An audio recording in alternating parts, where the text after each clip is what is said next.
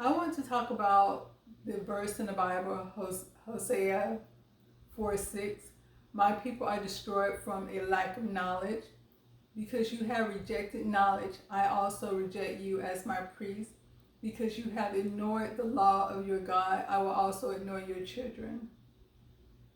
When I initially read this in the Bible, the way what I thought it meant was knowledge as far as making sure you are educated, making sure you're going to school, making sure you're reading books, making sure that you're constantly improving yourself when it comes to your education and things that you know.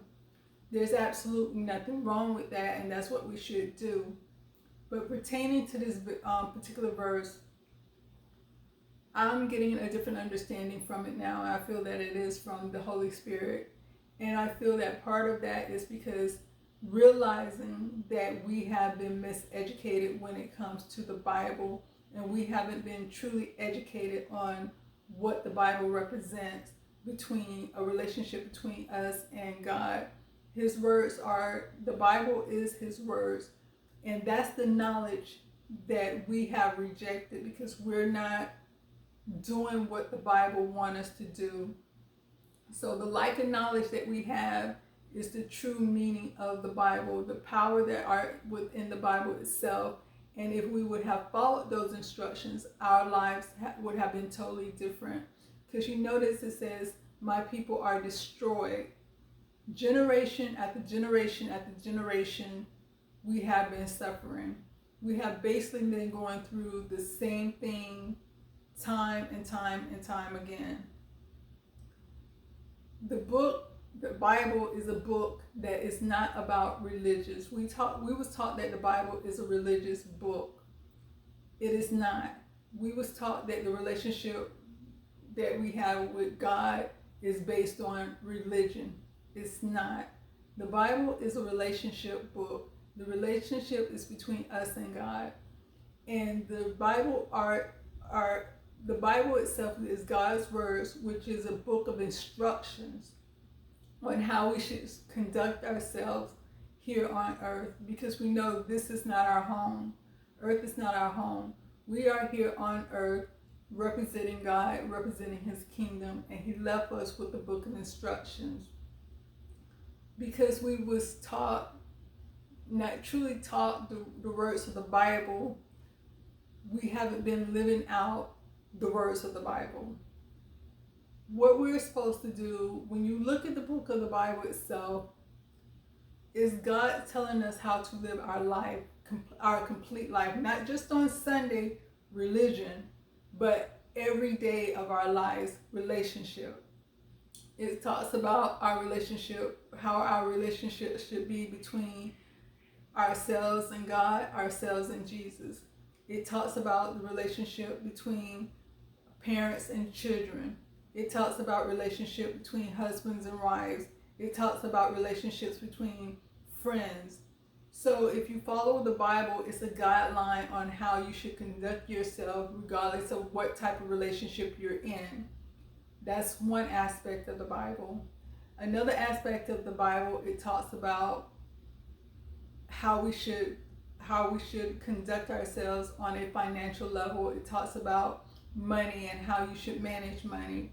It also talks about us being prosperous, us making sure that we're being productive, that we're being creative, that we're making things, that we're serving other people, and we're making not only their lives better, but by serving other people, it also makes our lives better. It gives us a purpose. You will see there's a lot of people that walks around saying that they don't have anything to do. They don't know what their purpose is on earth. They don't, you see kids saying they're bored. You see adults saying they're bored. I don't know what to do.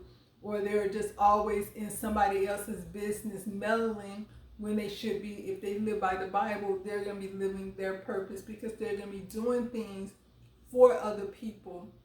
Not for the praise of other people, not for, hey, let me go ahead and do this for somebody so I can post it and somebody, and people can see how great I am.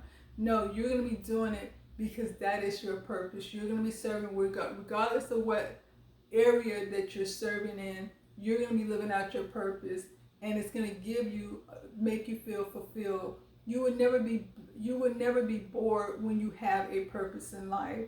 You would never feel like I don't have anything to do when you're living out your purpose. The Bible also talks about leaving generational wealth. And so I understand that we had slavery and that was very devastating. But coming out of slavery, if the Bible was fully taught the way it should have been, generational wealth would have been accumulated, and it would have been passed down, and that would have been the goal of the family. And that's why it's important to have a husband and a wife and then have kids, because that gives you a broader opportunity to build wealth. And wealth is supposed to be passed down from generation to generation to generation. And if your kids are taught the right way, you don't have to worry about them squandering their wealth, or you don't have to worry about them feeling entitled, like, oh, I'm supposed to get this because of who my father is, or I'm supposed to have that. No, because they're still going to have that humbleness in them, and they're still going to understand, regardless of how wealthy I am, my purpose is to still serve, and they will still have that mentality. But because we weren't taught the Bible the correct way, we're living a generational curse. We're passing down curse after curse after curse after curse when it comes to money, when it comes to how we eat, when it comes to family values, when it comes to even having a child being raised by a mother and father in the same household, parents being married. Those are generational curses that are being passed down all the time. And so you have things like getting sick with illness, with diabetes, with cancer, with high blood pressure, and all this other stuff, because like I said, we're not following the knowledge that's within the Bible itself. A lot of things could have been eradicated, especially in the Black community, if the guidelines of the Bible, which is a relationship book, would have been followed. If we would have been, in a family unit, looking out for each other, taking care of each other, and not feeling like I got, the crabs in the bucket mentality, or I have to keep up with the Joneses. It's not a competition. If everyone is doing everything, you're only going to provide value to one another. You're only going to be uplifting one another, because like I said, it's no competition. Everyone wins when everyone wins. And so we've been taught, because like when you think about it, when you're in school, you're competing for grades. Whoever get the best grade, they get their name on the board, they get a star, they get some type of recognition because they made it to the top.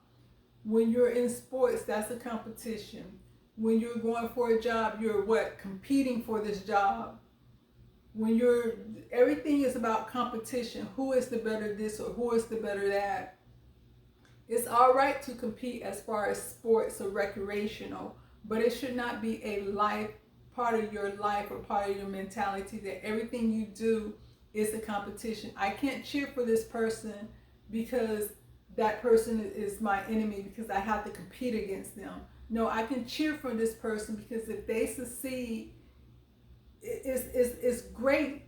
Even if I don't succeed in this aspect, that's not my lane. That's not who I am. That's not what I'm going for. My lane is over here, so I can congratulate that person. I can be happy for that person. And so that is the way we're supposed to conduct ourselves as Christian. That's supposed to be how we're supposed to live our lives as Christian. So once we really get the true understanding of these words that's in the Bible themselves, our lives can be a whole lot better, because this is the knowledge that we're going to be passing down to our kids. We don't have to worry about God ignoring our kids because we're rejecting Him. If we're rejecting what's in the Bible, yes, we are rejecting Him. And so just like when you read when God is talking to Abraham and He said, I will bless I will bless your generation after generation after generation. The only thing God asks is to obey my laws, to do what I'm asking you to do. And he gave us a guidebook that's written out that everything we need to do. And the only thing we need to do is follow that.